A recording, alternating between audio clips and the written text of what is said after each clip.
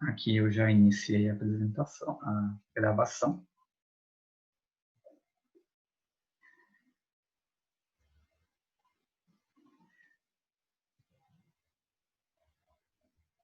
Deixa eu só habilitar aqui. Tá. Para eu poder aceitar o pessoal que aparece. Bom, gente,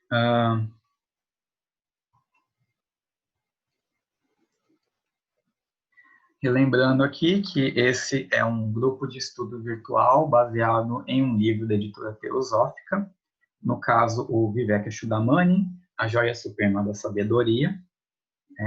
Para quem esteja assistindo essa gravação e queira iniciar uma inscrição nesse grupo, bem como ver quais são os outros grupos disponíveis, pode ver esse link que nós estamos colocando na tela, que também vai aparecer na descrição do vídeo. Nessa última semana, nós seguindo a nossa definição temática, a ideia de hoje vai ser nós discutirmos mais profundamente o que nós somos como corpos. Não só o corpo físico, mas também os corpos mais sutis. Seja o que a gente chama aqui de corpo sutil, que você pode entender sutil como invisível, mas que esse invisível tem várias gradações. Então, mesmo o que é sutil pode ser um pouco mais grosseiro ou um pouco mais sutil, realmente, um pouco mais próximo do que nós vamos chamar de algo puro, algo mais próximo da unidade, enquanto que aquilo que é mais grosseiro está mais próximo da manifestação, da materialidade. Vamos discutir hoje um pouco a questão de Maya. Aqui está sem aquele traço em cima do A. Para a gente também conseguir, assim como nós já fizemos um trabalho de melhorar um pouco a nossa ideia sobre karma, agora nós vamos também trabalhar um pouco a nossa ideia sobre Maya. Será que Maya é apenas ilusão? Ou o que quer dizer essa ilusão? Isso é um pouco o mote da nossa conversa de hoje. E também falar um pouco como que é a aproximação com o Atman. Lembrando que aqui nós estamos usando uma terminologia que é mais comum no campo teosófico, né? no campo de estudos criado dentro da sociedade teosófica. E então, assim, normalmente em estudos vedantinos não é tão comum se falar em corpo, como nós falamos aqui. Mas aí a ideia também em alguns momentos o que eu chamo de corpo eu também vou chamar de veículo. A ideia é que esses corpos funciona muito melhor o termo veículo, porque justamente já dá no próprio nome, já fala para que ele serve, né? É justamente para ser um suporte para que a nossa manifestação possa ser capaz de realizar karma. E é nesse sentido que nós vamos pensar os nossos corpos, não como pesos, nem como sentenças ou problemas, mas sim como ferramentas que elas devem ser utilizadas corretamente. É nesse sentido que nós vamos pensar hoje os nossos corpos, não só o corpo físico, mas também o sutil e o causal, para entender um pouco melhor a sua utilidade e como que nós conseguimos, utilizando esses veículos, nos aproximar um pouco mais da unidade.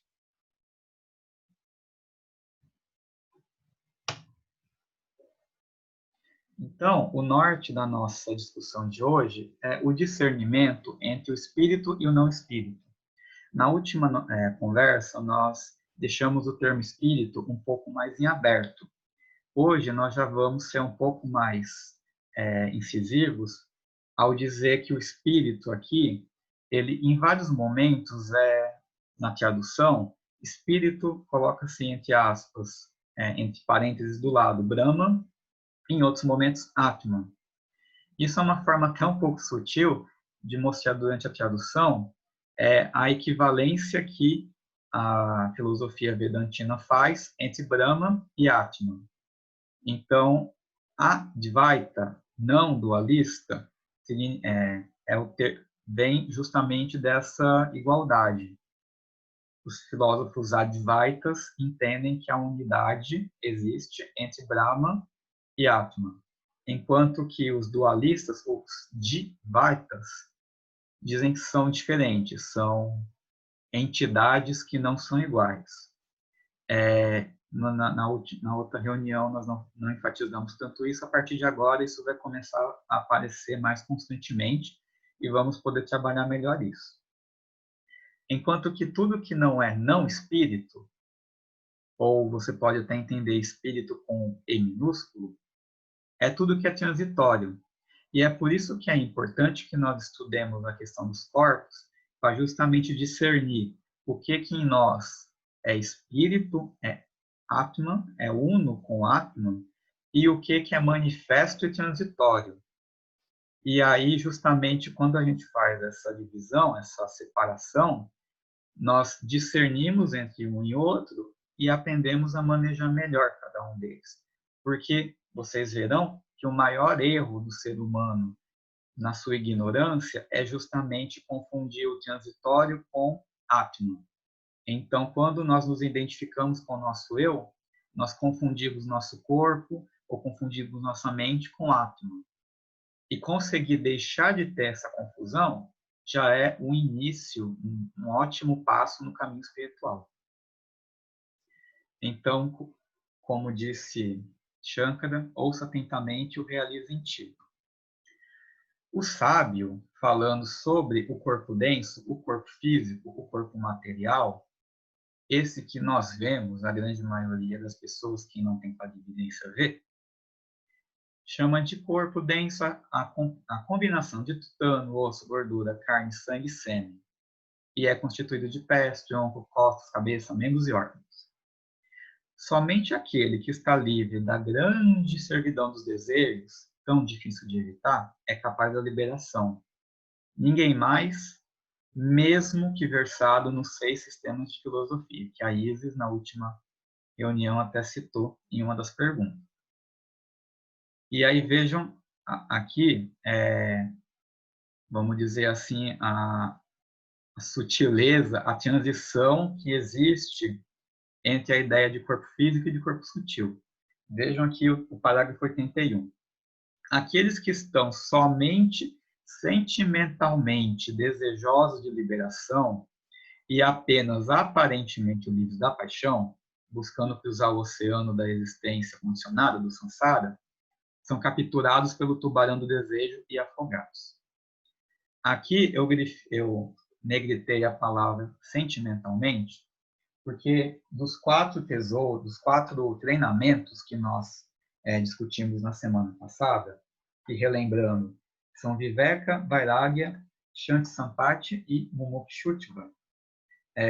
O último, Mumukshutva, trata da aspiração pela liberação. E a gente nunca deve confundir a aspiração pela liberação pelo sentimento de muito sofrimento no mundo, que em alguns momentos faz a gente desejar essa liberação. Acontece que em outros momentos esse sentimento passa, nós começamos a nos sentir um pouco melhores, mesmo estando no mundo, e aí nós não mais aspiramos pela liberação. Então perceba que não basta você ter sentimento, ter assim, um enorme desagrado pela vida como ela é hoje, apenas por isso você querer se liberar. Porque se num próximo momento você já começa a ter um pouco mais de dinheiro, conseguir coisas materiais melhores do que você tem hoje, esse sentimento passa e você já não quer mais se libertar. Então, quando nós falamos sobre a questão da servidão dos desejos, mesmo o desejo de libertação, ele pode ser muitas vezes enganoso, porque ele está muito mais ligado a uma insatisfação do que realmente a uma aspiração por uma elevação espiritual. Então, é nesse ponto que a gente tem que começar a olhar com outros olhos, não só para o nosso corpo físico, como também para as emoções e para os sentimentos. Então, veja, mata a si mesmo, ou seja, se mata, quem atende somente às necessidades do seu próprio corpo. Isso pensando no corpo físico. Nada fazendo de bom para os outros. Constantemente evitando seu próprio dever e não buscando a liberação da servidão causada pela ignorância. Veja, já não é mais a servidão causada pela insatisfação dos desejos, é pela ignorância, porque você pode se satisfazer momentaneamente, e isso te engana. Em outros momentos você não satisfeito quer se libertar, ou seja, tudo isso é causado no fundo pela ignorância. E para aquele que está desejoso de liberação, os desejos pertencentes ao corpo levam à grande morte. Somente aquele que está livre desses desejos está apto a ganhar a liberação. Discernimento não é à toa que está no título do livro. Além com todo esse cabedal de conceitos, tudo isso tem como fio condutor o discernimento. Não adianta a gente inventar novas regras para cumprir. Temos que ter discernimento para saber discernir entre o espírito e o não espiritual, o transitório e o eterno. E percebam que aqui, apesar de ser Advaita Vedanta, não tem aquela ênfase que o budismo tem na compaixão. Aqui fala, nada fazendo de bom para os outros. Então, note aquilo que eu sempre falo sobre a questão de cada tradição ter uma ênfase maior em umas coisas do que em outras. Quando a gente não pode pensar que compaixão é uma coisa exclusiva do budismo. É claro que não. É que o budismo fala muito mais disso do que outras tradições.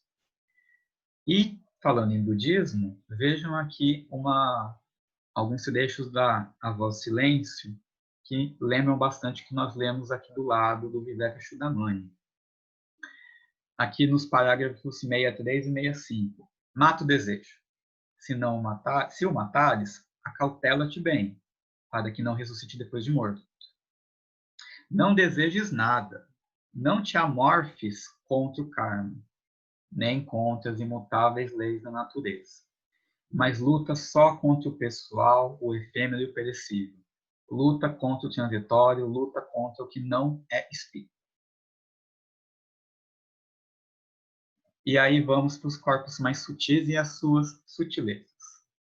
Aqui alguns nomes que já são, talvez, um pouco familiares para os teosofistas. Parágrafos 95 e 96.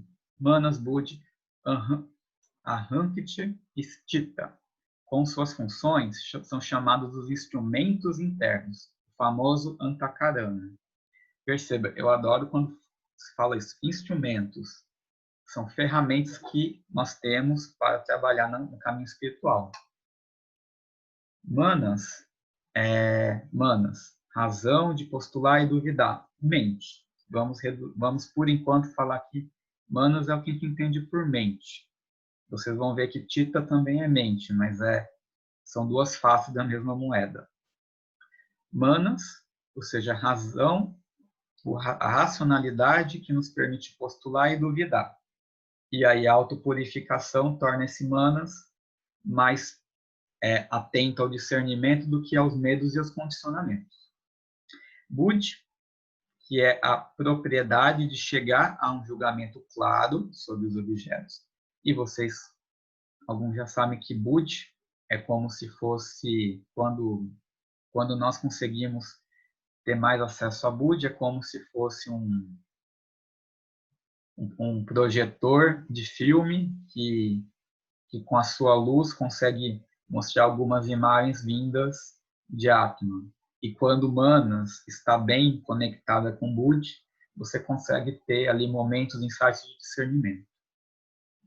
A Ahankti, que se você for traduzir, do sânscrito é egoísmo, então é aquela coisa da gente acordar e quando eu acordo eu ainda sei que eu sou o César. Mas isso levado às últimas consequências se torna egoísmo.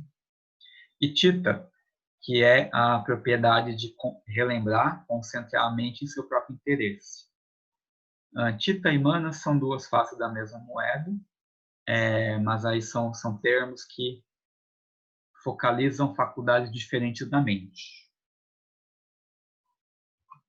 Aí um comentário do Murilo Nunes de Azevedo é que Atman, ou espírito, ou mônada, ou essência, está envolvida numa série de veículos, de corpos, através dos quais atua. Com isso, é criada uma barreira que dificulta o contato direto com a realidade transcendente de sua natureza. Então, veja que Atman pode ser... É sempre complicado fazer essa analogia da cebola, né? Mas você pode imaginar uma coisa bem profunda e pequena lá no cerne da cebola e vários veículos, vários corpos os envolvendo e você pode imaginar no primeiro momento a autopurificação como um descascar dessa cebola. Na verdade, você não dá para dizer que você descasca porque você não joga fora nenhum veículo.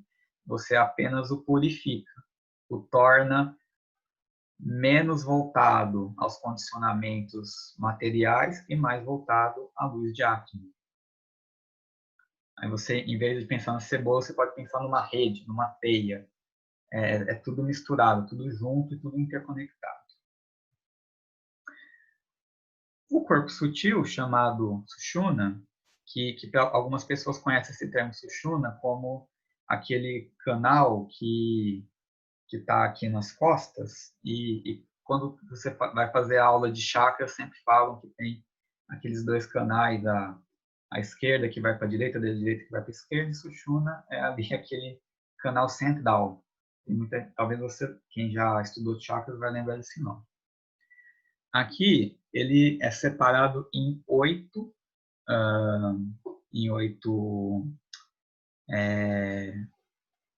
características, que aqui no final, na tradução, são chamadas de 8 cidades, as 8 cidades do nosso corpo sutil, que são 5 faculdades, começando com a fala, 5 órgãos, começando pelo ouvido, 5 áreas vitais, começando com prana, no budismo chamam de 5 ventos vitais, dos 5 elementos, começando com a caixa, então são os 4 elementos que a gente conhece e a caixa, de Buddhi, o corpo que nós acabamos de comentar no slide anterior, de Avidya, que nós vamos falar bastante quando entrarmos em Maya, Kama, que é o desejo, e Karma, que é a ação.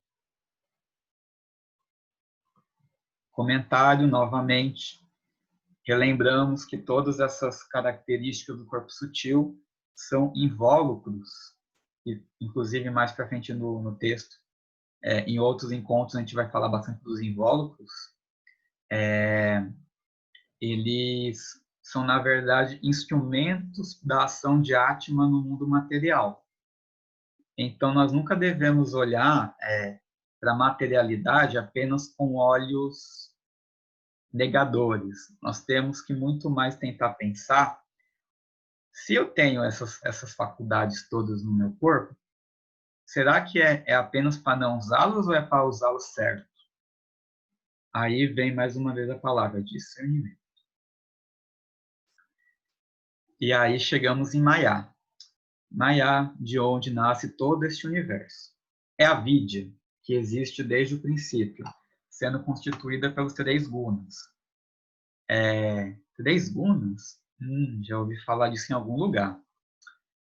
E Maya deve ser inferida, através de seus efeitos, pela nossa clara inteligência. Ou seja, aqui nós estamos falando de Maya, não mais como apenas ilusão, mas veja, de Maya nasce todo este universo. Então, já não estamos falando de uma coisa assim como se fosse um bloquinho de construção. E essa ideia de bloquinho de construção é reforçada pelos 3 gunas. Não sei se você já... Ainda está passando. Não sei se você lembra das 3 gunas, Rajas, Tamas e Sattva,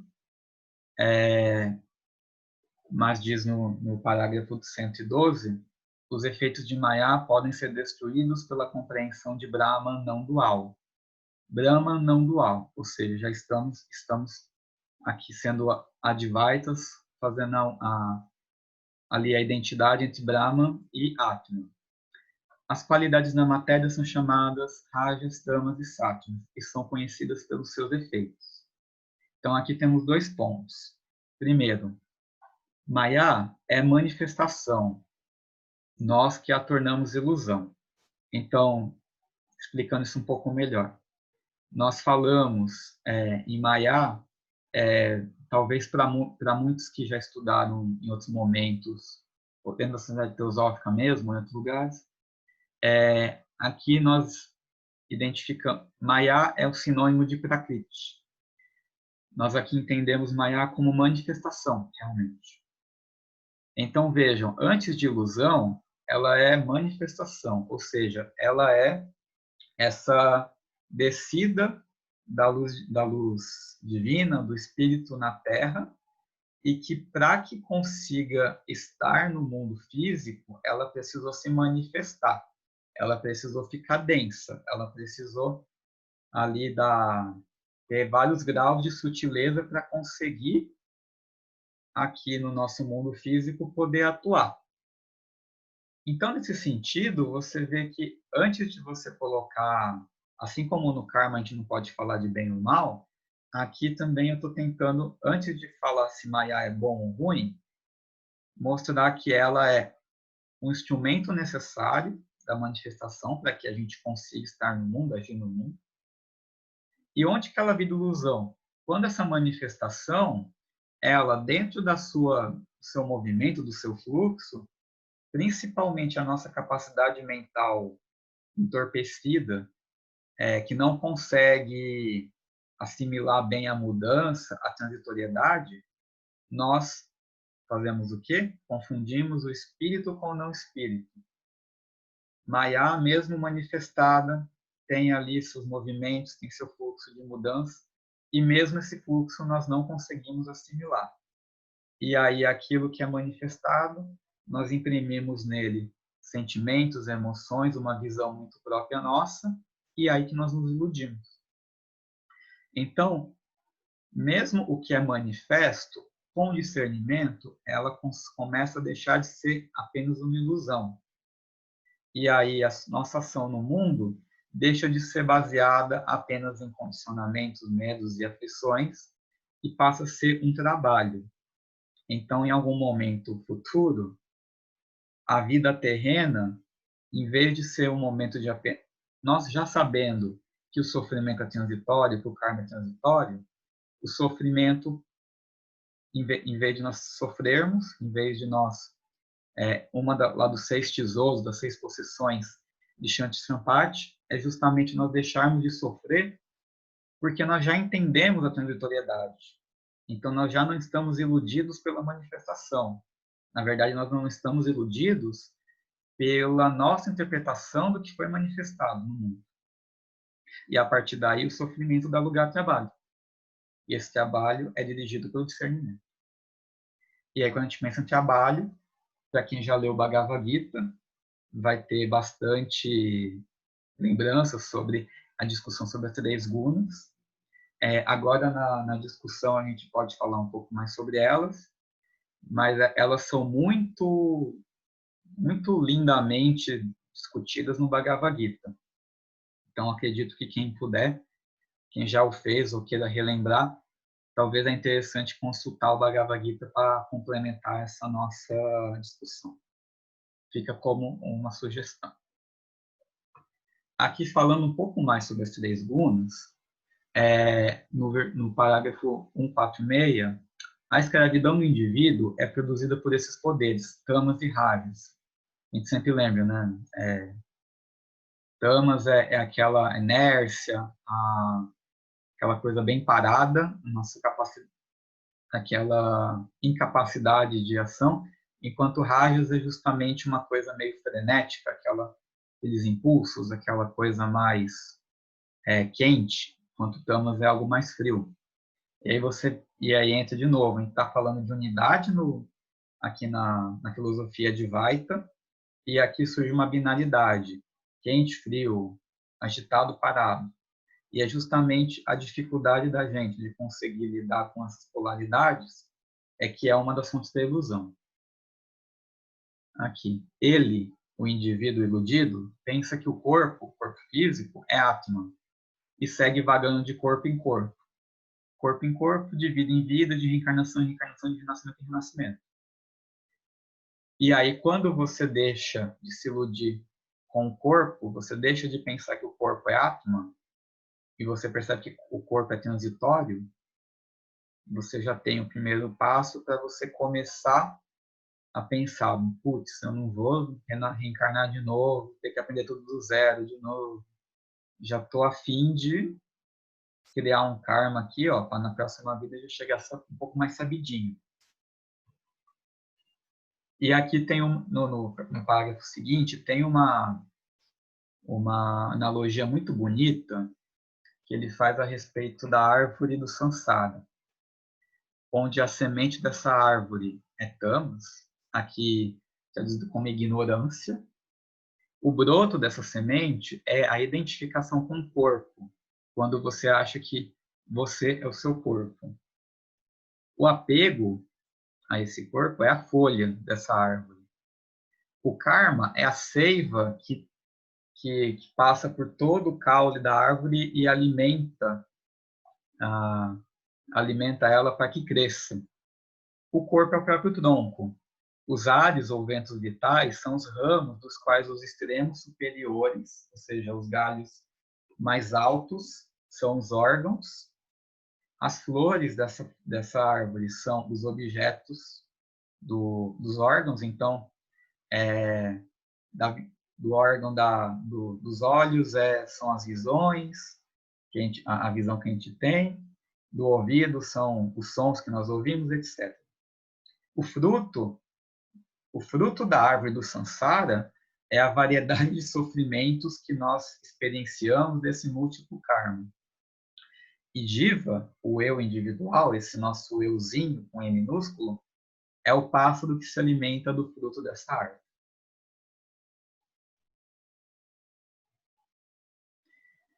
Bom, chegamos então em Atman, que é aquele que conhece tudo, o que ocorre nos estados de vigília, sono e sono sem sonhos. Eu adoro esse termo, sono sem sonhos. É consciente da presença ou ausência da mente e suas funções, que podem ser boas ou más. E é a essência por trás do ego, ou seja, é uma essência da nossa existência. Esse é Atman. Quem tudo vê por si mesmo e não é visto por ninguém.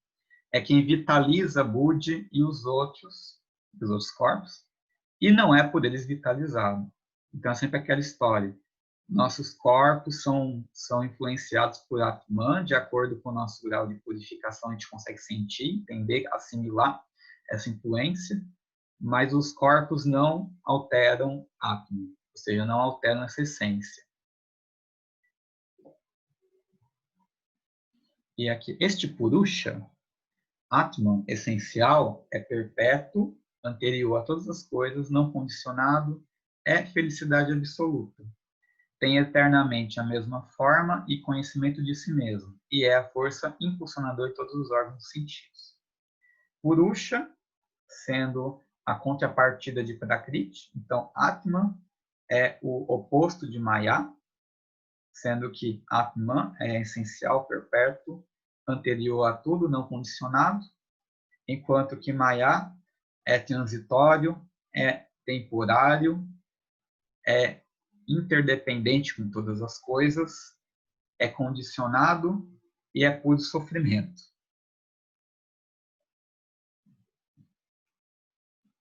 Nesse sentido, nós temos esses dois pontos, né? Purusha e Prakriti, Atman e Maya. E aí nós vemos, então, que quando a gente falou lá no começo, o essencial da conversa de hoje é discernir entre os dois, quando você entende que tudo o que nós colocamos aqui dos corpos, mesmo seja o sutil, o físico ou o causal, todos eles estão colocados no contexto de Maya, eles são transitórios. e eles têm graus, vamos dizer assim, de ilusionamento. Quanto mais sutis, não necessariamente são menos ilusórios, porque nós precisamos de discernimento em qualquer grau que nós estejamos na manifestação. E aí a gente começa a entender por que na literatura teosófica se bate tanto na tecla de que não é nas zonas do astral que a gente vai encontrar nosso guru. Então, não é fazendo viagem astral que você vai encontrar conhecimento, não é ganhando poderes psíquicos que a gente vai conseguir ser mais espiritualizado, não é se fazendo coisas que ainda estão nas regiões maiávicas que nós vamos obter conhecimento espiritual. E o conhecimento espiritual vai vir conjuntamente com essa autopurificação. Por quê? Porque nós vamos ir destruindo como se fosse uma queda de um dominó, um atrás do outro, todos os condicionamentos que nós fomos criando sobre espiritualidade. E quando é que nós atingimos esse Atman essencial, perpétuo, anterior a todas as coisas, não condicionado e de felicidade absoluta? Quando nós conseguimos purificar, dissolver todos esses corpos iludidos. E a gente, e como já falamos na outra apresentação, não é simplesmente falando isso que a gente vai conseguir ser isso. Ou seja, não adianta a gente falar o nome do remédio, tem que tomá-lo.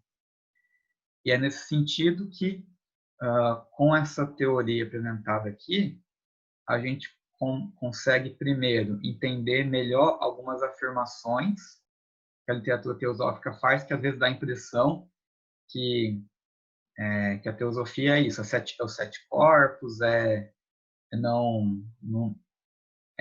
ser um pouco contrária à divindade, etc. Então, aqui, a gente já encontra num texto das escrituras sagradas indianas a base para várias afirmações que o pessoal faz, por exemplo, nos estudos de apresentação de introdução do pensamento teosófico.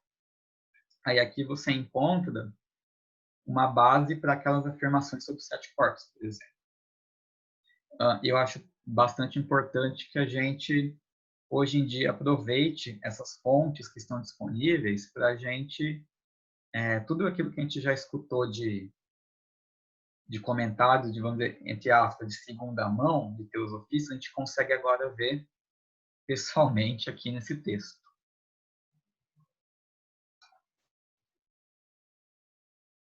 Pois bem, agora encerrando, Atman, conhecedor das modificações de manas e anfit, das ações realizadas pelo corpo, pelos órgãos e vitalidade por prana, está nele presente. Então, tudo isso está impregnado de Atman, porém não consciente disso e não conectado conscientemente com isso. Está presente nele como fogo está presente no ferro por ele aquecido, mas não age nem se modifica ou produz ações. Então, é interessante essa analogia, porque o fogo que queima o ferro, ele não é alterado pelo ferro, mas o ferro sim, o ferro pode derreter, pode dilatar. É difícil pensar no fogo se modificando, porque a gente olha e pensa, fogo é fogo, se está queimando é fogo. E aqui para encerrar, o Supremo Espírito, Paramatma, é diferente de Prakriti, como eu falei, idêntico a Maya, que é a natureza manifestada e suas manifestações.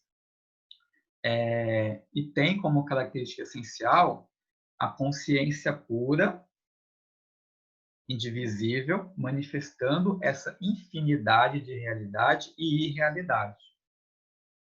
A essência subjacente à noção do eu. Aí sempre tem esse problema quando a gente começa a usar o eu com E maiúsculo. Porque, enfim, eu superior é uma coisa assim, eu sempre é inferior. Mas aí aqui a gente vai mantendo um pouco da tradução, porque é uma coisa que aparece constantemente.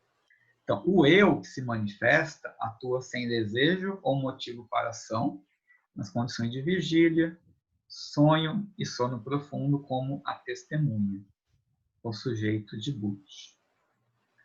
Então, aqui... Ô, César, só perguntar, pode perguntar? Falta só um slide, calma. Eu já abro para todo mundo falar. Beleza. Aqui, ó, estão encerrando. Ó, discípulo, com a mente sob controle, percebe diretamente isso. Atman em ti, como isto sou eu, através da tranquilidade de Butch, cruza o mar sem costas, o mar aberto, da mutável existência cujas ondas são o nascimento e a morte, e alcança a tua meta, repousando então firmemente na forma de Brahman.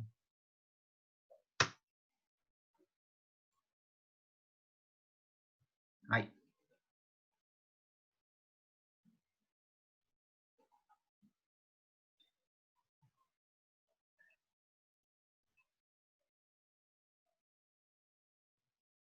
Espera aí que saiu, eu vou mostrar só mais um parágrafo aqui, para encerrar realmente. No último trecho a gente fala sobre escravidão, obscuridade e escuridão.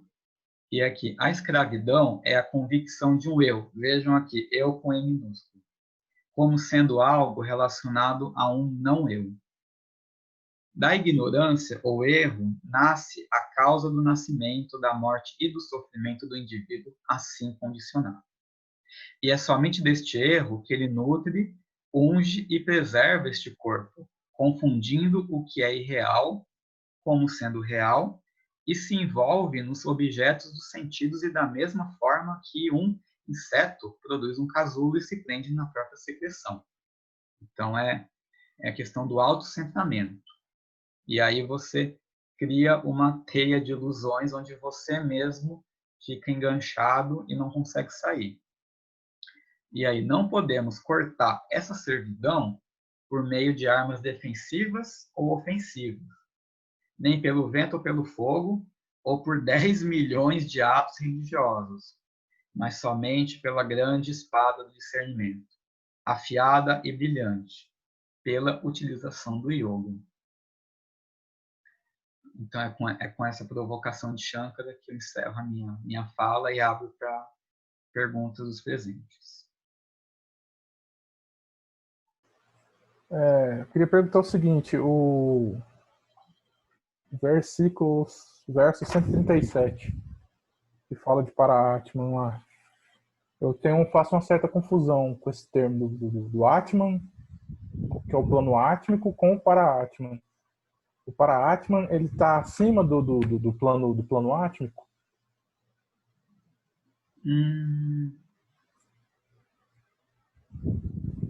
Então, acima, assim, quer dizer mais internamente do que o plano átmico. Ou seja, que dá origem ao plano átmico.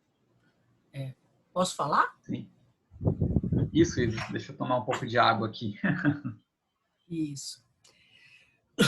A questão é que Atma ele é a primeira centelha que vai dar origem à manifestação. Atman, com N no fim, é completamente indiferenciado. Então, quando se fala da criação do universo, houve um momento em que não havia qualquer diferenciação. Tudo era uma só coisa. Isso é Atman. Quando começa a primeira diferenciação, aí começa Atma. E aí vai para Purusha e Prakriti, que é espírito e matéria, com a formação dos corpos, etc. E aí é como se Atman fosse se vestindo, primeiro de uma camiseta, depois de uma camisa, depois de um casaco. Então, vai se vestindo dos corpos, vamos dizer assim, até chegar ao corpo físico. Sei, é uma simplificação, é uma explicação um pouco simplória, mas que dá para a gente visualizar. Por exemplo, uma das coisas que eu tenho ouvido muito é a questão do quadro negro. O quadro negro não é afetado com aquilo que você escreve nele. Então, é como se fosse o espaço ilimitado.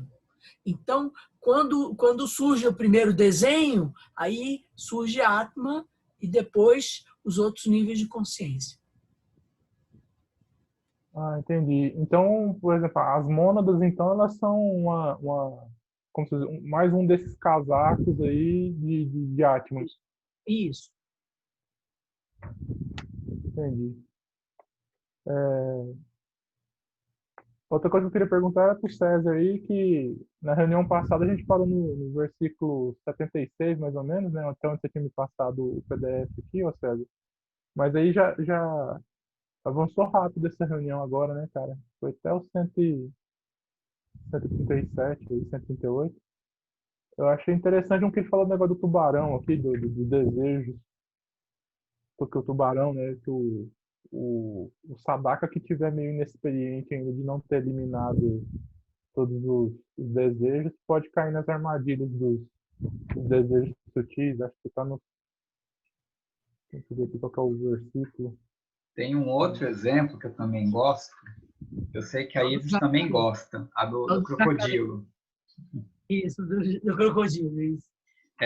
Que também, deixa eu só achar aqui o versículo, mas também uma coisa que eu gosto bastante do Vivek é que ele faz algumas analogias muito legais. Esse que o Paulo acabou de comentar são os 81 e 82, né, relembrando aqui, 81. Aqueles que estão somente sentimentalmente desejosos de liberação, aí relembra aquela discussão sobre Mumukshutva, e apenas e apenas aparentemente livres da paixão, quando vão tentar cruzar o oceano da existência condicionada, do samsara, são capturados pelo tubarão do desejo, aqui até maior no livro. São segurados pelo pescoço e forçosamente dragados e afogados. Somente aquele que mata o tubarão, o desejo, com a espada do supremo desapaixonamento, atinge sem obstáculo o outro lado do oceano da existência condicionada. É até interessante que aqui... e no 86... 80 e 81. Isso. No 86 tem um outro, que é o que eu acabei de falar, que é assim: quem vive somente para nutrir seu próprio corpo é como alguém que atravessa um rio montado no crocodilo pensando que seja um tronco de árvore. Acho que a primeira vez que eu ouvi isso foi da boca da Isis. Aí ela olhou assim e falou: nossa, isso é uma situação realmente desesperadora.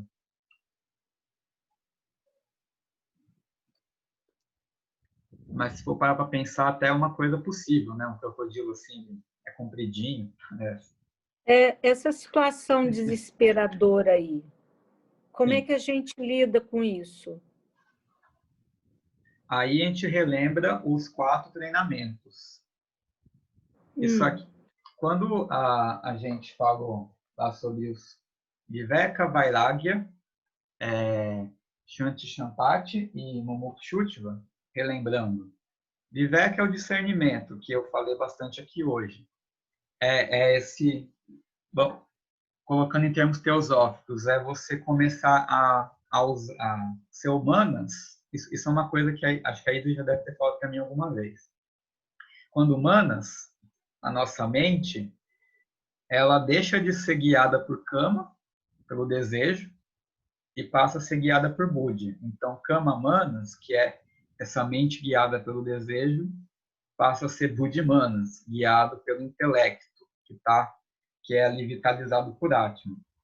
Como que a gente faz isso? Acho que nesses versículos de hoje ficou bem claro que existe sim uma dimensão, vamos dizer assim, emocional e sentimental. Eu percebi bastante na tradução, pelo menos, que essa primeira forma com que a gente se relaciona com o mundo, com a emoção, é uma primeira coisa a ser trabalhada. E eu acho que aí entra bastante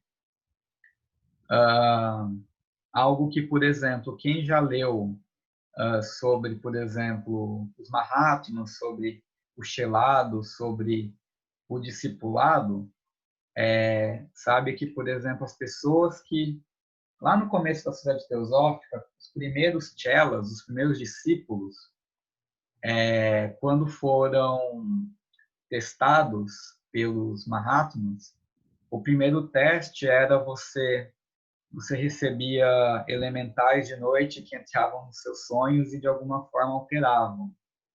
E ali nos sonhos era onde havia os primeiros testes. E eu não lembro o número, mas era assim, de 18 chelas, um deu certo, que foi o Damodar Avalankar. Outros 15 ficaram, 10 ficaram loucos, 5 viraram criminosos. Enfim, eu entendo que essa parte emocional é o primeiro obstáculo que a gente tem que enfrentar no caminho espiritual. Porque você viu aqui que ele fala muito sobre uma real motivação pela liberação, que é uma coisa que assim acontece muito. A gente vai para a igreja quando? Quando a vida está ruim. Quando a vida está boa, você deixa ir na igreja. Então, Não, sim. desculpa. Não, manda, pode falar. Não quero fazer monólogo aqui, não. Esse desejo pela liberação,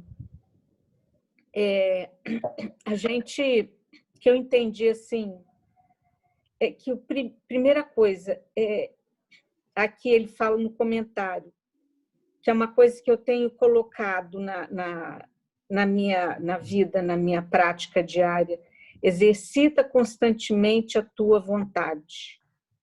Eu troquei esse desejo pela minha vontade. Tipo assim, anos atrás eu gostava de tomar, lidar com o emocional, muito tímida, tomar uma cervejinha, não sei o que. Né? Então, um belo dia, eu descobri dentro da teosofia a vontade e fui pesquisando a vontade. O que é vontade?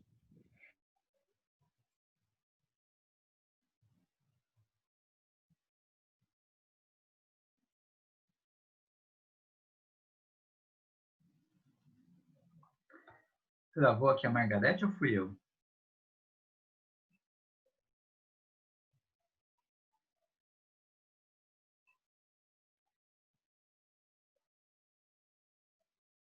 Tenho vontade. Que eu tenho controle eu posso ter controle dos meus corpos, sendo que o emocional, que ele fala muito aqui, não é muito fácil de lidar, né? Assim, de você ter controle, mas ainda é muito mais fácil do que o controle da mente, dos pensamentos, né? E essa parte aí também que eu entendi um pouco, que sobre karma, alguma coisa assim, uma coisa que eu coloquei, eu já estou cansada eu me vejo como uma bola de ping-pong. Eu vou e volto, vou e volto, vou e volto. Sabe? Eu sinto o corpo pesado. Então, eu acho que o discernimento é o primeiro passo para a gente começar a agir, a perceber a liberação, né? Que ela existe e eu posso me liberar, né? Tomar parte nisso, né? Colocar em suas mãos. Sim. Né? Que quando você falou da bola de ping-pong, dá aquela imagem assim, de uma coisa bem passiva, né? São vários, todo mundo jogando com você. Não, e a gente vai e falando de assim, você vai e volta, né? Eu estou enjoada, já cansei, eu quero ir e ficar, eu não quero voltar mais. Mas eu vou conseguir. Ô, César, eu queria colocar um comentário nesse do 84 aí, que estava falando do crocodilo que se confunde com o tronco. Ele colocou assim, né? Ele colocou aqui que qualquer um que aspire se estabelecer no estado de ser, dedicando-se unicamente a nutrir o corpo, parece, ou perece, né? Perece como aquele que cruza o rio abraçado a um crocodilo, confundindo-o com um tronco. Aí ele colocou assim, ele colocou essa condição, dedicando-se unicamente a nutrir o corpo. Acho que aqui estava fazendo uma crítica ao pessoal que faz somente Hatha Yoga, ao pessoal que quer praticar yoga somente para poder ter melhorias e desempenhos melhores no corpo físico, né? Mas também tem aquele aspecto da indesejabilidade, né? Porque é preciso se dominar a indesejabilidade para atingir o puro ser, né? Porque se for através do desejo, o próprio desejo vai ser um empecilho ainda à fusão com o puro ser. Por exemplo, no versículo 58, Shankara já diz, a liberação somente pode ser alcançada pela percepção direta da identidade do indivíduo com Atman, com o ser universal, e nunca pela Hatha Yoga. Ele já havia dito que assim, isso na discussão do karma, né? Não é pela ação, não é por atos, seja cerimoniais, ritualísticos, que você vai ter essa liberação. E, assim, eu sou um pouco mais flexível, eu falo, não vai, são instrumentos, da mesma forma que a gente não pode confundir o espírito com o não espírito, com o transitório, a gente também não pode confundir a liberação, que é a experiência direta do mergulho na unidade, no ser universal, com os intermediários, vamos dizer assim, com os atos que nos aproximam mais dessa mente espiritualizada, que são ferramentas para nós conseguirmos preparar, nos prepararmos para essa experiência. Até que eu tinha adicionar uma outra coisa, por exemplo, no Ciência do Yoga, estava falando aí de Vairagya, né, que é a técnica para ter o desapego, o desapaixonamento. Quando começa a adentrar em Samyama, que é Dharana, Dhyana, Samadhi, existe o Paira Vairagya. Eu não sei se na Vedanta, no Advaita Vedanta, eles utilizam esse termo, Paira Vairagya. Mas do Patanjali eles utilizam assim, Paira Vairagya. O Paira Vairagya ele é um desapaixonamento completo, fechado. Até os desejos espirituais mais sutis morrem aí também, no Paira Vairagya. Eu acho que aqui a gente fala que Vairagya é Vairagya mesmo. É tipo pecadinho e pecadão, né? Não tem pecado menor. Vairagya é a renúncia ao desejo. Acho que esse Paramatma, ele é bem didático.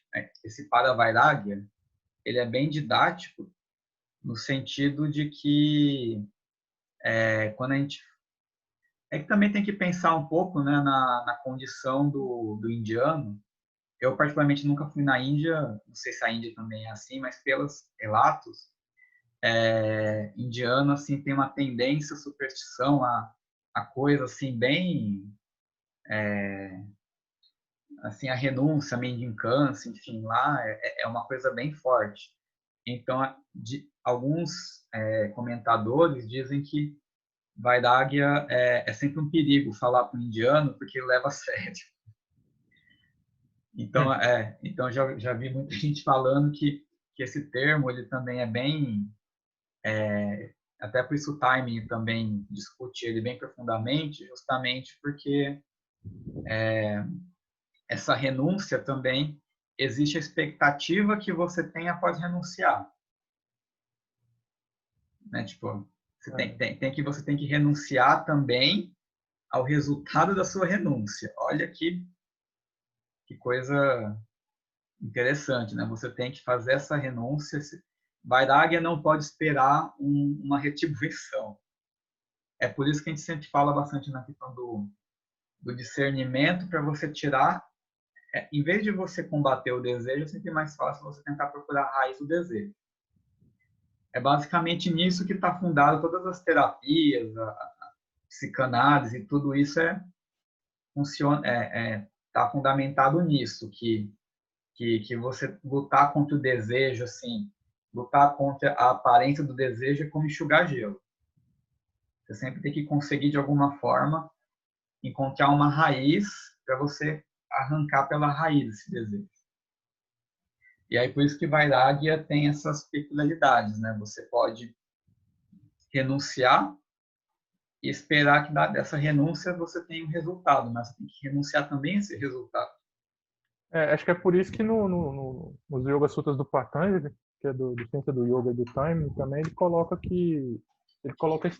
essa distinção esse prefixo no termo do Vairagya, ele coloca para Vairagya, porque é somente em Samyama, somente em Samadhi que o sadhaka consegue ter uma clareza espiritual para enxergar mesmo que o trem ali tá, como se diz, tem essas pequenas armadilhas do vir a ser ali no meio da coisa.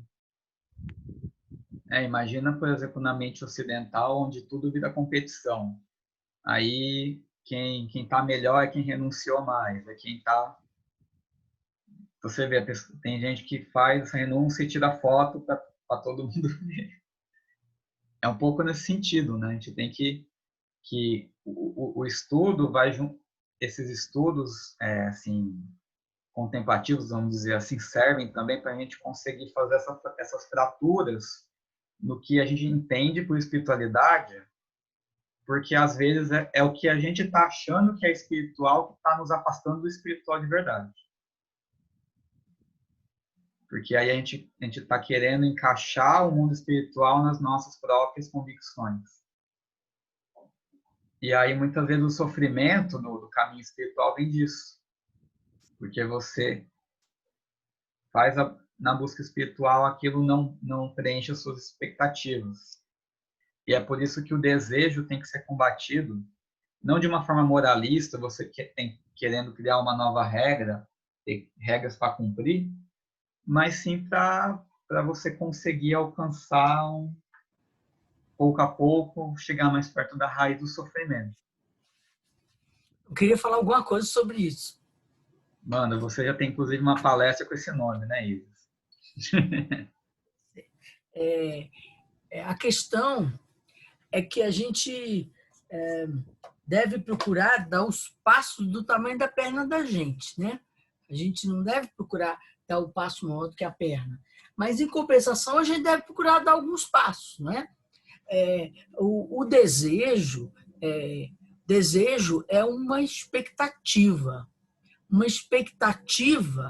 irrealista de felicidade eterna nas coisas que são transitórias. Então, você tem que começar a desfazer isso. Perceber que um carro novo não vai te dar a felicidade eterna, que uma casa nova não vai te dar uma felicidade eterna, que o marido novo não vai te dar a felicidade eterna, que um filho novo não vai te dar a felicidade eterna. Agora, nem dinheiro na conta bancária, mas não é que você tenha que renunciar a tudo isso, mas você tem que lidar com as coisas sabendo que elas são transitórias. E aí você vai se importando menos e não vai projetando expectativas de felicidade em coisas passageiras. Então, eu sinto que quando se fala, por exemplo, essa coisa do jacaré, né, ou do crocodilo, é para mostrar que o corpo ele tem uma vida própria. Então, por exemplo, quando você dirige um carro, você liga o motor, você desliga o motor, a não ser quando ele está derrapando, que você perde o controle dele. Fora disso, você controla ele. Mas se você está em cima de um cavalo, o cavalo tem vontade própria. Não é que você não possa dirigir um cavalo, você tem as rédeas, você vai para cá, vai para lá, tudo, mas ele tem vontade própria. E se você der bobeira, ele te dá um tranco e te joga no chão.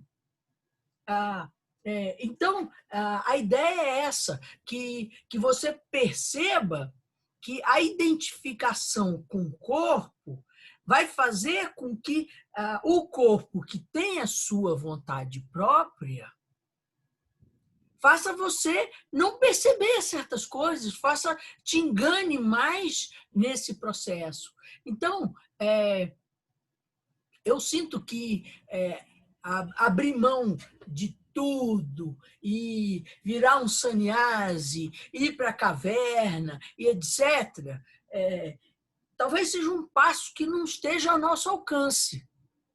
E nem seria bom, porque se a gente for para a caverna e ficar lá pensando que estar em casa seria melhor, você não está fazendo nada lá, certo? Então, mas se, vamos dizer assim, a renúncia última ainda é uma coisa distante, as pequenas renúncias que você percebe que são ilusões que estão te levando a expectativas irrealistas, eu acho que essas sim devem ser combatidas aqui e agora. A gente se aproximando mais do lado mais profundo da vida, a gente se aproximando mais dos conteúdos, realmente, em vez de ficar apegado a coisinhas. Então, mais ou menos isso que eu queria colocar.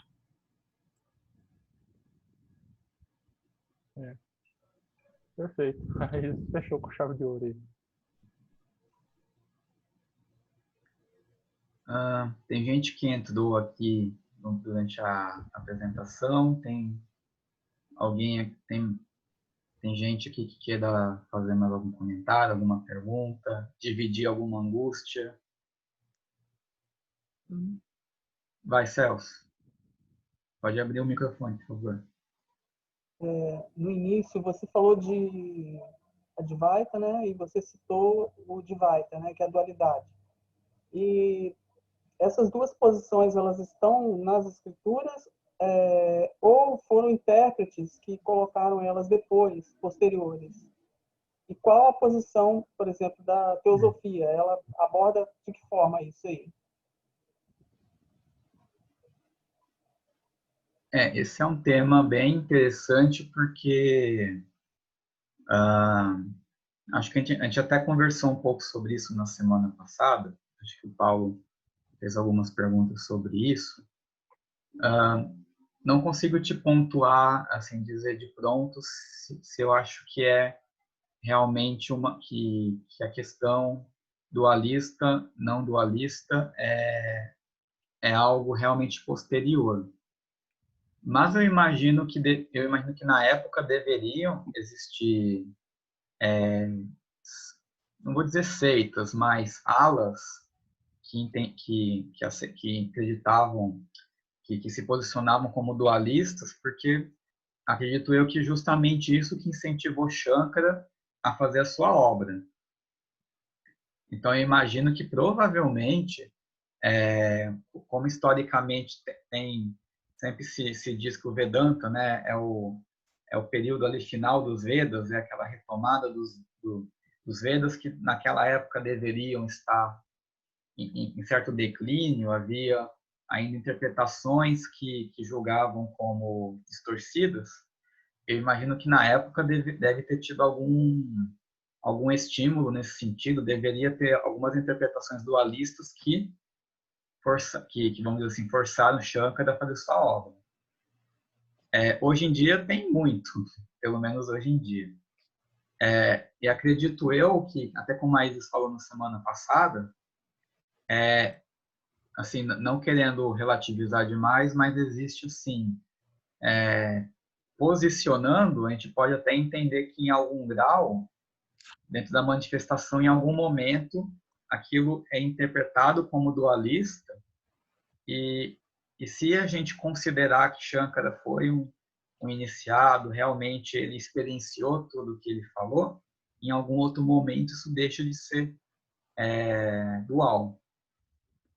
E apesar dos mestres de sabedoria dos Mahatmas, inclusive explicitamente Putumi dizia que eles não eram Advaitas, eles não participavam eles não faziam parte dos monastérios Advaitas, não eram Vedantinos, eles eram budistas. mas claramente existem vários elementos que estão em convergência com o Advaita Vedanta. Particularmente para mim, eu sempre enxerguei as instâncias de Dizyan, que são a base do Doutrina Secreta, muito mais vedantinas do que budistas, com a literatura budista que nós temos disponível hoje em dia. Mas eu acredito, assim, não tenho muito como provar ainda, mas eu acredito que, no fundo, o budismo e o Vedanta, eles têm elementos em comum, mas que cada um enfatizou mais uma certa parte da experiência espiritual. Talvez aí eles possam me complementar, mas eu sempre costumo falar que... Acrescentar nesse comentário seu, César, eu acho que a escola Nigma, que é da tradição Nigma, depois das divisões que houve entre o Mahayana com o Hinayana, eles são os que mais trouxeram essas tradições do Vedanta para dentro do budismo, do Advaita Vedanta, porque quando eles falam de Rigpa, que é aquele estado uno, inalterado lá, que é como se fosse o estado de suprema naturalidade, que não está mais envolvido na dualidade e tal, eles trouxeram do Advaita. Eu descobri isso estudando as origens da escola Nigma. E assim, na Sociedade Teosófica tem bastante discussão sobre as 4 escolas do budismo, só um parênteses, mas eu particularmente acho essa divisão bastante artificial. Assim, eu acho que primeiro as tradições surgem, depois que se tenta encaixar elas nesses rótulos, nesses quadradinhos. Assim, eu percebo muito isso. Aí, até por isso que eu me esforcei em responder o Celso, porque eu não saberia dizer se a palavra Vedanta era dita por Shankara. Não sei se ele sabia que ele estava no final dos Vedas. Então, no hinduísmo, assim, é bem forte isso, que a gente às vezes confunde o historiador com o texto original. E é por isso que é muito importante isso que você falou, porque, por exemplo, o conceito de hindu é uma coisa que não existia na época do Shankara, por exemplo. Hindu na verdade, nem o território que a gente entende hoje como Índia existia assim, essa unidade Índia há 2.500 anos atrás. Isso foi uma coisa absorvida atualmente, principalmente depois da colonização europeia na Índia. Hindu é que tem um rio chamado Hindu, e aí se falava que Hindu era quem estava para lá do rio. Então, hinduísmo era as tradições religiosas daquele lado ali do rio Indo. Então, ou seja, uma coisa totalmente artificial, criada pelos historiadores para entender a religião daquela região.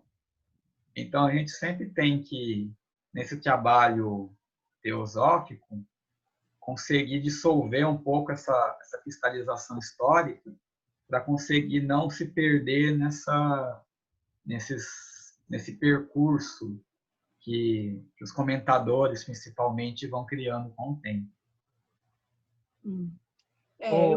Eu acho que cada tradição dessa, ela vai colocando um aspecto e enfatizando mais um aspecto.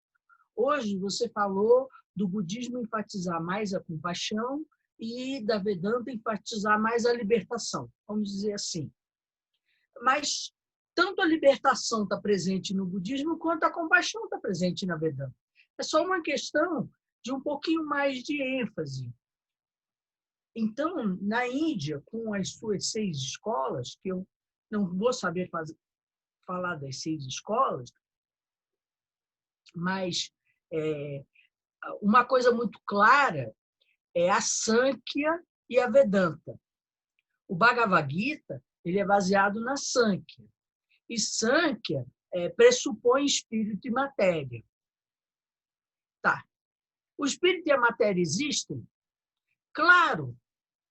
Mas o espírito e a matéria são transitórios. A única coisa que não é transitório é Atman. Então, a Vedanta, ela se baseia no fato de que só Atman não é transitório, só Atman não é Maya. Todo o resto é Maya, como se espírito e matéria não existissem. Existem, só que existem transitoriamente. Então, a gente tem que perceber esses meandros. Por exemplo, o nosso corpo físico existe? Claro que existe. Quem é que tem dúvida disso? Mas é um processo, tá certo? A gente já foi neném, a gente já foi criança, a gente já foi adolescente, depois cresceu, depois vai ficar senil, depois vai morrer. Então, é um processo. Aquilo que a gente olha no espelho não é uma coisa permanente. É algo que está num processo de transformação. E esse processo de transformação, a Vedanta chama de Maya. É a manifestação, mas é uma manifestação contínua. Então, a gente não deve se pegar nessas discussões tão, vamos dizer assim, tão específicas de certos pontos. Porque dizer que espírito e matéria não existem quer dizer que nós também não existimos. E, na verdade, existe até corrente do budismo que diz que a gente não existe, não é não? A gente não existe, a gente existe circunstancialmente e não de uma forma definitiva. Então, dentro desse contexto, é que a gente tem que ver. Eu sinto que a literatura teosófica pegou muito da Vedanta, pegou muito do budismo, pegou muito do hinduísmo, ou, ao contrário, existe uma teosofia, uma sabedoria das idades. E essa sabedoria das idades, ela se reflete no budismo, no hinduísmo, na Vedanta, na Sankhya. E as pessoas colocam com palavras diferentes. Mas a gente tem que procurar a sabedoria das idades. E essa teosofia, inclusive, ela não está nas nossas mãos, porque ela não cabe nas palavras. Ela é um estado de percepção da realidade como ela é. Então, a gente vai tateando, dando os nossos passinhos, percebendo as coisas como elas são. Pronto, falei. Eu gostaria de deixar uma colaboração Manda, sobre Thames. um pouco sobre a dúvida também do Celso e um pouco das 6 escolas, só para resumir aqui esse estudo de hoje, né? Ele estava com dúvida de quais seriam as escrituras que te mencionavam um pouco essa ideia do Vedanta, do Advaita e do Vedanta. E eu queria dizer assim que você pode observar que está muito implícito nos Upanishads e nos 4 Rigvedas. Então, toda essa literatura indiana, ela vai falar tanto da ideia do Advaita quanto do Udvaita, com D. Só que, a partir do século VI com Shankara, é que ele vai se incomodar com o materialismo de sua época. Não é à toa que a gente observa muito no seu texto que ele está inconformado com as várias práticas vãs, que não adianta ter 10 milhões de sacrifícios, 10 milhões de liturgias, se você não está intrinsecamente ligado com o que vou utilizar esse termo, com a unidade, o Criador primordial.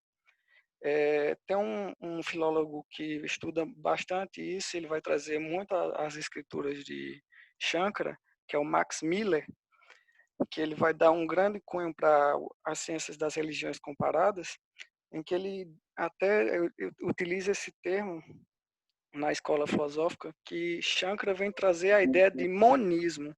O que seria esse monismo? É que existe um Deus único, supremo, e que esses outros deuses seriam a representação dessa unidade. Só que as escolas, com o seu passar do tempo, ela vai se divergindo a partir de aluno entre quem sai, quem entra, quem sai e quem entra. Por quê? Quando uma criança ela vai entrar nas 6 escolas, ela é obrigatório passar, se você quiser seguir todo o processo iniciático da época, passar pelas 6 escolas filosóficas. Só que nem todos passavam pelas 6 escolas, ou os que passavam decidiam ficar em um tipo de escola. Então, dessas 6 escolas temos a Sankhya, que ela vai trabalhar um pouco da ideia mais dualista, é onde aí que tem uma forte ênfase do dualismo, do Dvaita. Tem a escola Yoga, que atualmente ela se divergiu e ficou muito mal interpretada à luz do Ocidente atualmente, em que a yoga vai estudar vários outros tipos de yoga. Ela está ligada muito também, não só à ideia de asanas, que a gente compreende yoga como posições e tudo mais, mas não, isso aí a gente pode debater depois. A terceira escola seria a Nyaya, que ela vai trazer um forte estudo sobre a ideia de lógicas, a ideia de matemáticas, física. Temos a Vaisheshika, se não me engano o nome, Vaisheshika, é isso mesmo, em que ela vai trabalhar a ideia do que a gente consegue compreender como ciência quântica. Eles vão estudar o atomismo, né, a ideia do átomo. Tem a Mimamsa, que ela vai trabalhar a ideia das liturgias, das fés, das práticas. E tem a escola Vedanta, que é onde o que a gente já está compreendendo aqui as bases. Então, o iniciado ele passava por todas essas escolas, ou então, se ele não conseguisse passar, ele se caracterizava em alguma delas. Aí, com o tempo, aqui vai surgindo essas divergências, como a gente vê em várias religiões, não só indianas, mas no próprio contexto ocidental. Acho que é só isso para deixar. Só Obrigado, perguntar uma Thames, coisa pela contribuição. Sim. o Telorá, né? Loha, como é que pronuncia esse nome seu? Para não ficar pronunciando errado. Tranquilo, Loha. Loha. É o seguinte, quando se trata do Sankhya, no outro estudo que eu estou fazendo lá do Ciência do Yoga, a instrutora não se interessa muito em ter que explicar ou se aprofundar sobre essa questão do Sankhya, né? Mas tendo em vista que o Yoga saiu do Sankhya, se originou do Sankhya, lá ela fala que o pessoal do Sankhya é ateu. Tipo assim, eles não creem na existência de Brahma. Não sei, eu posso estar falando uma coisa ignorante aqui, entendeu? Mas eles acreditam que não sei, que não tem uma causa, um princípio inteligente divino que tenha dado origem a tudo, entendeu? No Sankhya. Se você souber me falar algo mais esclarecedor a respeito disso aí dentro do Sankhya, ou então pode ser que eu estou nomeando errado, que não seja uma visão ateia, né? Que seja algo mais tipo igual budista, que falava de anatta, da não existência, né?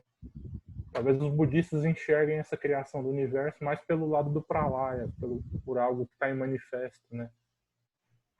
Se você for pensar em um Deus pessoal, como, por exemplo, o cristão exotérico, de fato, ateu inclusive, como os próprios Mahatmas na Carta 88 falam que não acreditam em Deus, mas eles explicam o que a gente entende por Deus e o que eles entendem por Deus.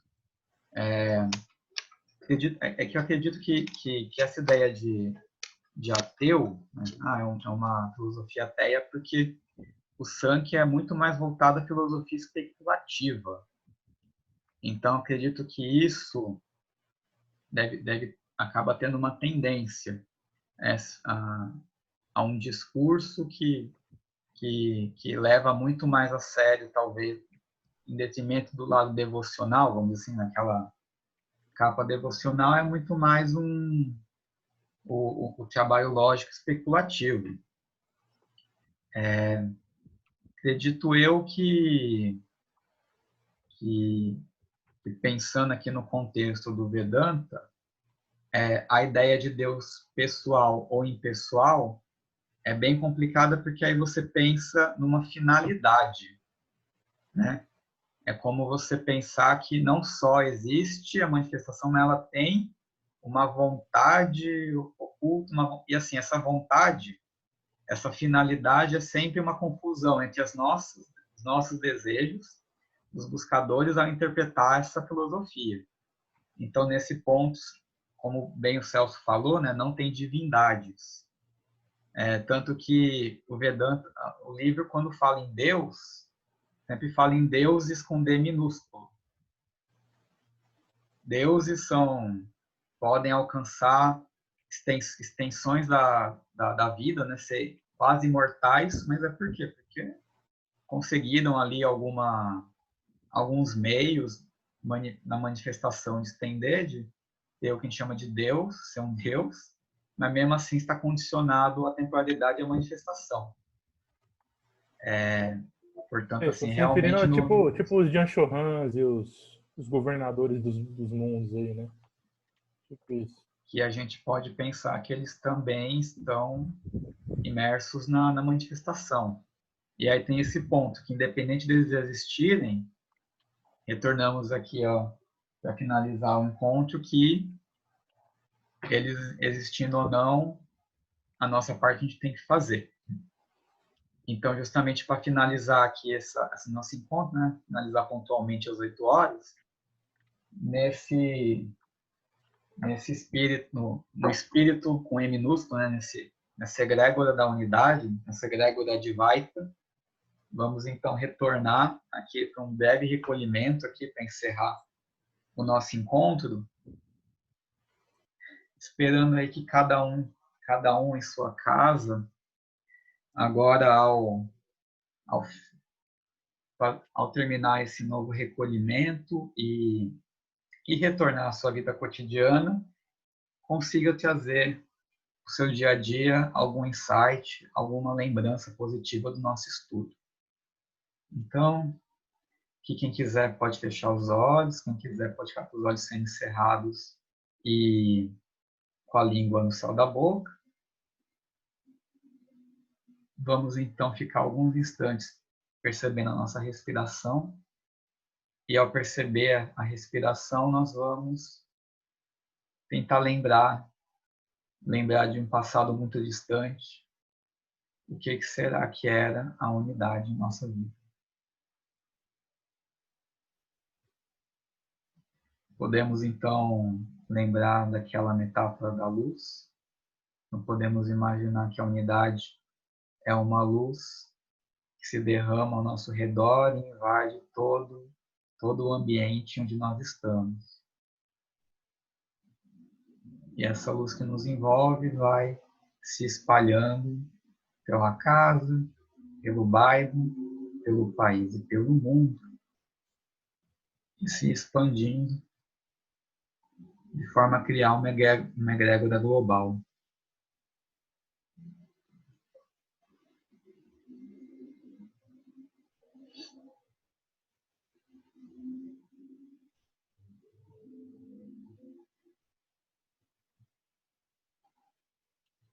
E mergulhados nessa luz, nessa pura luz que nos envolve e nos faz sentirmos um pouco mais próximos da unidade, da percepção da unidade, irei entoar o mantra da unidade, para que com ela em mente nós voltemos à nossa vida cotidiana com ali um quinhãozinho da luz da unidade. Ó vida oculta que vibras em cada átomo, ó luz oculta que brilhas em cada criatura, ó amor oculto que tudo abranges na unidade. Saiba todo aquele que se sente uno contigo, que ele é, por isso mesmo, uno com todos os outros. E é nessa unidade que nós vamos retornar à nossa vida cotidiana, convictos que esse momento juntos aqui trouxe em algum grau, em algum nível, um pouco mais de proximidade à unidade que um dia, para onde um dia nos retornaremos. Bom, espero que tenha sido bom para vocês como foi bom para mim. E que agora nós retornemos para a vida mundana com um pouquinho mais da luz da unidade junto a nós. Muito obrigado por terem compartilhado 1h30 aqui do dia de vocês comigo. Logo mais eu vou enviar a gravação de hoje. E na semana que vem, vou aqui mostrar para vocês, esperando que vocês não se assustem novamente. Aqui, como novamente eu pretendo que a gente converse sobre alguns versículos selecionados desse range aqui, dos versículos 151 ao 221. Mas não se preocupem, se parece muita coisa, eu vou selecionar, como sempre, alguns versículos e nós vamos, após esse... Vamos fazer bastante para a gente finalizar aqui os 5 envoltórios da manifestação. E a partir daí a gente já vai conseguir fazer alguns encontros com menos coisa para ler e muito mais... vão ser menos versículos, mas a gente vai começar a tentar puxar um pouco mais do que nós já vimos em outros encontros e assim criando conexões e uma teia de novos sentidos para, de alguma forma, ajudar a gente na nossa busca espiritual. Então, enviarei para vocês aqui esse material, junto com o link da gravação, e eu espero vocês na sexta-feira que vem.